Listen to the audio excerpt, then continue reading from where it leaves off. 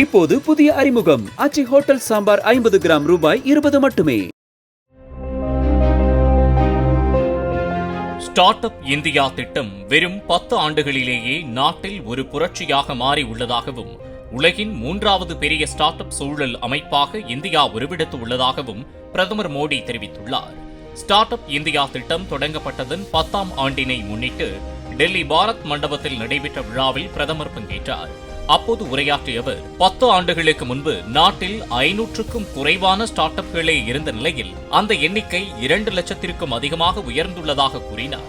இந்த குறிப்பிடத்தக்க வளர்ச்சி உலகின் கவனத்தை ஈர்த்து உள்ளதாகவும், நமது இளம் கண்டுபிடிப்பாளர்கள் புதிய கனவுகளை காண துணிந்துள்ளதாகவும் பிரதமர் குறிப்பிட்டார்.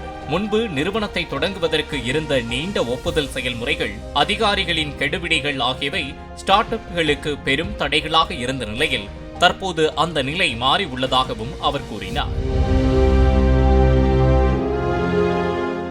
இப்போது புதிய அறிமுகம் ஆச்சி ஹோட்டல் சாம்பார் 50 கிராம் ரூபாய் 20 மட்டுமே.